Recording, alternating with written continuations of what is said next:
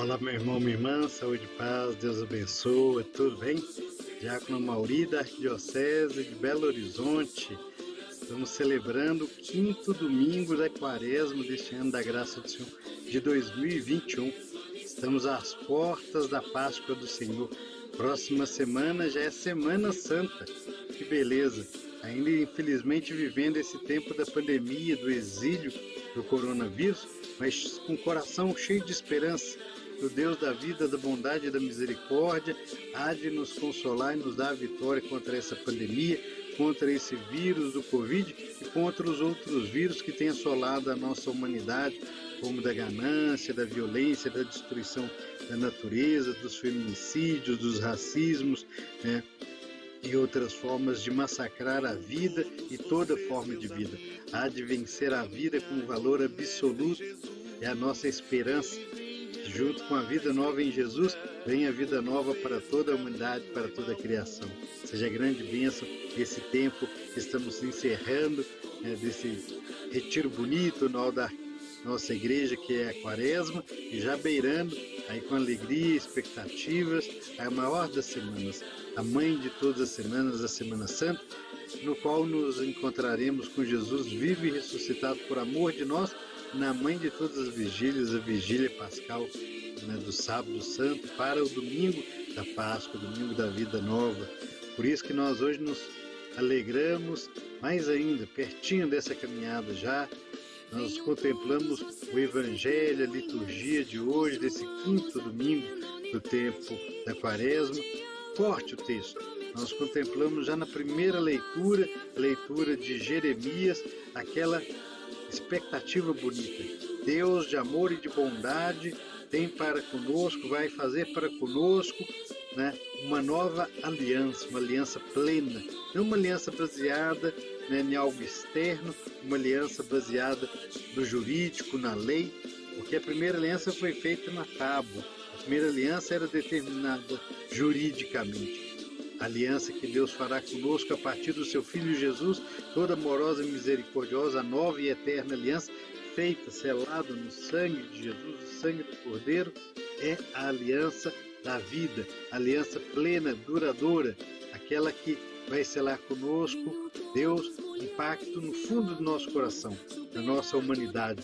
O texto de Jeremias é muito forte ao nos dizer que essa aliança que Deus vai concluir conosco será impressa nas nossas entranhas. Deus vai escrever no nosso coração mesmo os seus mandamentos, as suas leis, que nós viveremos como o seu povo e Ele será o nosso Deus de forma plena.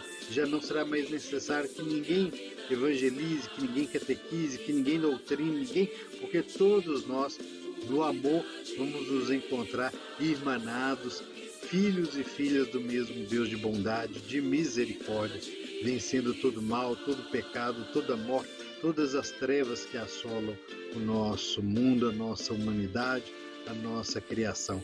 Nesse momento de hoje, que vivemos como país, como humanidade, no Brasil já são praticamente 300 mil mortes pelo Covid, a imensa maioria, infelizmente, dessas mortes eram evitáveis caso tivéssemos realmente um governo à frente desse país, mas um governo que está ocupando a cadeira da presidência é nada mais do que um necro-governo, um governo que está a serviço da morte, do mercado, do Deus dinheiro, de Moloch, Deus que exige sacrifícios humanos, um governo que não tem sanidade nem para saber o que é vida, o valor da vida como valor absoluto, a dignidade do ser humano, o valor, né, de cada brasileiro e brasileira, a vida de cada brasileiro e brasileira que devem importar e importam para nós, homens e mulheres de fé, cristãos e cristãs, como nos recorda a campanha da fraternidade deste ano, que através do diálogo vamos reconstruir pontes para recuperar, para resgatar, para defender as vidas,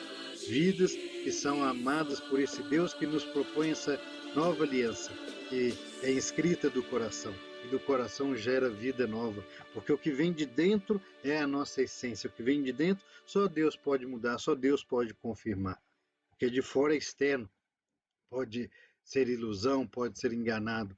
É interessante o próprio exemplo, o testemunho de Jeremias, aquele profeta que desde de o ventre materno, foi pegado por Deus para o seu serviço e a sua missão, radicalmente de Deus, inteiramente de Deus, e encontra um povo desolado, né, do exílio da Babilônia. Interessante recordar rapidamente que toda a profecia, os profetas todos se baseiam em, primeiro, a denúncia do pecado. Uma vez a denúncia do pecado, o que pode ser, né, a pena, o que pode ser a condenação. Depois, né, o amor de Deus que se manifesta na consolação,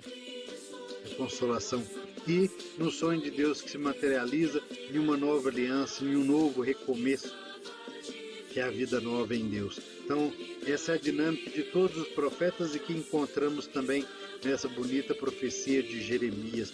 Esse texto é o texto da consolação do povo que estava no exílio da Babilônia. Deus promete uma aliança que, escrita no coração, vai gerar uma vida nova para todo o povo, e superando o pecado vai voltar para Israel e vai viver um tempo novo de plena aliança com Deus da vida para a eternidade. Por isso que cantamos com o salmista já no início dessa celebração, pedindo que o Senhor, ao final desse tempo quaresmal, desse retiro que nos convida a nos converter, homens e mulheres, pedindo que o Senhor arranque de nós o coração duro de pedra, que nos faz, né, construtores de muros e não de pontes, muros que dividem, que separam, que matam, que massacram, que humilham. Pedir que o Senhor nos arranque esse coração e nos dê um coração de carne, compassivo, misericordioso, como é o coração do próprio Deus. Um coração puro, capaz de se alegrar, se irmanar com a humanidade, com a criação toda, construindo pontes do diálogo, da amizade, da fraternidade social, da amizade social, como nos recorda o Papa Francisco na Fratelli Tutti, no convite de construir um Brasil para todos e todas, sem exceções, sem exclusões, sem mas, sem porém, sem entretanto, sem porquês, mas que caiba a todos e todas, que é o sonho do nosso Deus. Nós que somos ainda um dos maiores países cristãos do mundo, mas não vivemos como cristãos, vivemos uma contradição tremenda, um bando de batizados e batizados nas diversas igrejas, mas que não somos fiéis. Infelizmente não somos fiéis ao Evangelho. O Evangelho caminha para um lado, nosso testemunho para outro. Há um grande, um triste divórcio entre fé e vida no Brasil, entre católicos e católicas, entre evangélicos e evangélicos das diferentes igrejas e tradições, entre irmãos e irmãs das outras igrejas cristãs, entre homens e mulheres de fé, entre homens e mulheres que se dizem do bem. Há um discurso que não bate com a prática.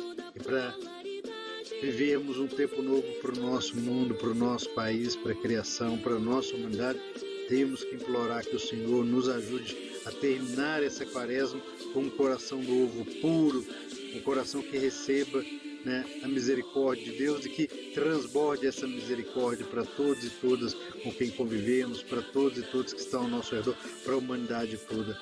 Um homem ou mulher nova, de dentro para fora, né, animado pela força do Espírito Santo, que arranca de nós tudo que é mal e nos dá um espírito decidido na bondade, na misericórdia, na generosidade, e nos ajude a viver o caminho dos santos, esquecer o caminho dos pecadores e trazer todos os pecadores e pecadoras para o caminho da bondade, da misericórdia, da vida. Então, quando contemplamos esse salmo que cantamos, Salmo 50, gritamos pedindo um coração novo, olhamos para o Evangelho e vemos o ensinamento forte de Jesus no Evangelho de João. Encontramos primeiro, né, a força desse Evangelho no testemunho de Jesus, que recebe homens estrangeiros que o procuram para conhecer quem é Jesus, quem é esse novo ensinamento. Procuram os gregos, Filipe e André, que inclusive são nomes gregos desses discípulos de Jesus, que são de Betsaída, na Galileia, uma região considerada pelos judeus de Jerusalém como de segunda classe, como povinho, né, povo impuro, que estava misturado com outros povos desde o exílio da Babilônia. Mas é daí, é das margens, das periferias, das quebradas da vida, das Galileias da vida que Jesus vem arrebanhando, trazendo vida nova. E Jesus não dialoga com os gregos, mas através dos discípulos deixa claro um ensinamento forte para nós. Ele é a encarnação do amor bondoso e misericordioso de Deus. E ele vai doar a vida dele por amor e obediência ao Pai até as últimas consequências, mesmo que com essa obediência o leve à morte, morte de cruz.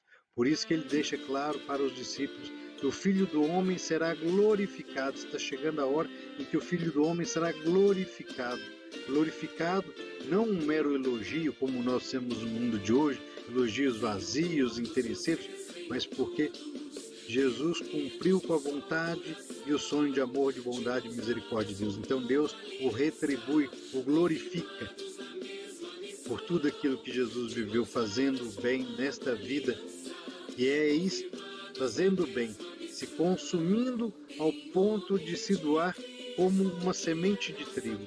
Porque a semente que não é plantada morre e não deixa de ser semente. Mas a semente que é plantada, ela morre e ela se transforma, pela graça de Deus, em uma árvore frondosa que vai crescer, dar frutos, muito fruto. Jesus então morre para nos dar o fruto da vida nova em Deus. Jesus morre para nos dar uma vida plena de direitos, de cidadania, de resgate, de construção de pontes que vão trazer de novo a amizade, a fraternidade entre todos os homens e mulheres e da humanidade com a criação e da humanidade com Deus.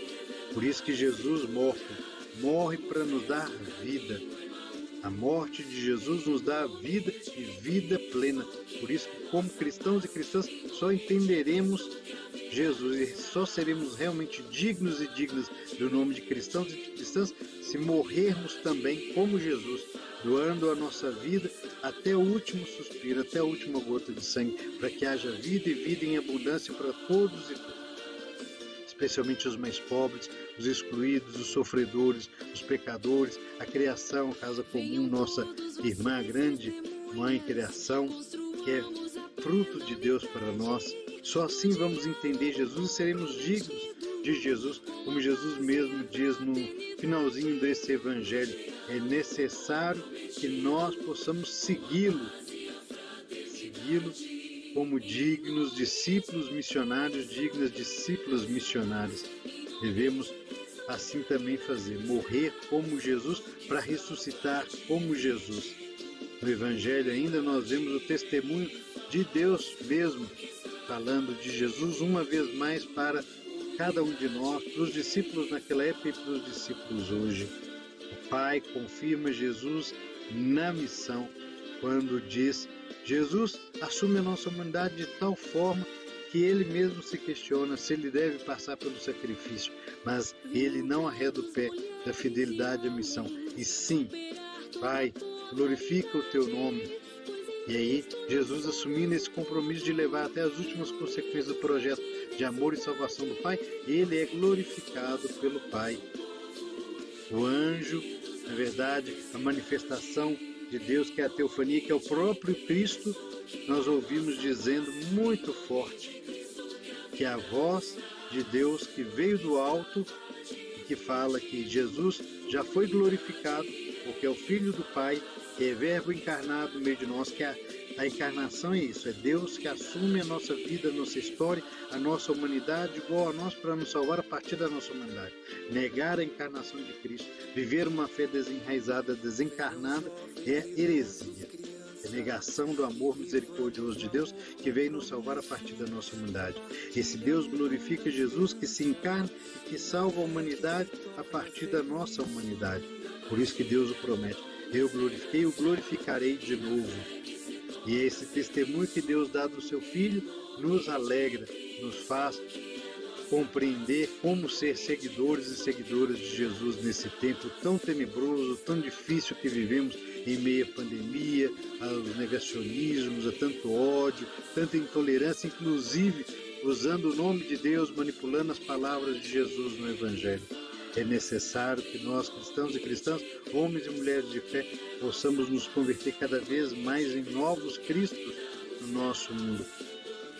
Porque senão nós vamos fazer não o serviço de Cristo no mundo, continuando a missão dele que ele nos confiou. Nós vamos fazer o serviço do chefe do mundo que já foi e que será expulso, que é das trevas, que é do mal, que é da morte, que é da enganação, que é da mentira. Se nós somos cristãos e cristãs, Não devemos servir o Senhor desse mundo, mas o Senhor da vida, que é Jesus. E para finalizar, meu irmão, minha irmã, muito forte ainda o texto de Hebreus. Hebreus não é uma carta, apesar de muitos terem como carta. Hebreu é mais um discurso sobre o sacerdócio de Jesus e o sacerdócio comum dos fiéis. Hebreus não é uma carta aos hebreus, até porque foi escrita já no final do século I do cristianismo. O povo já não era nem chamado de hebreu e não é atribuída a Paulo. Não se sabe quem escreveu, mas a mensagem é muito forte para nós. Foi a obediência e por obediência que Jesus nos salva e é glorificado pelo Pai. A consumação da sua vida é que nos garante a salvação eterna. Por obediência e amor ao Pai, por obediência ao Pai e por amor à humanidade, Cristo nos salva e nos redime. Ele é a nossa paz, é Ele que nos une. Não há outro caminho de salvação, meu irmão, minha irmã. Então, compreendendo isso, celebrando isso com muita alegria nesse dia da quinta semana da Quaresma, já olhando, vislumbrando a Semana Santa que se aproxima, possamos pedir ao Senhor, mais uma vez, Senhor, nos dá um coração novo, puro, arranca de nós o coração duro de pedra e nos dá um coração de carne, compassivo e misericordioso como o vosso, nos faz homens novos e mulheres novas para um novo tempo, dignos, coerentes com o Evangelho da vida. Assim seja para cada um de nós, meu irmão, minha irmã, a alegria e as bênçãos dessa liturgia, desse quinto domingo. Que o Senhor vos abençoe na sua imensa misericórdia. Ele que é Pai, Filho e Espírito Santo. Amém.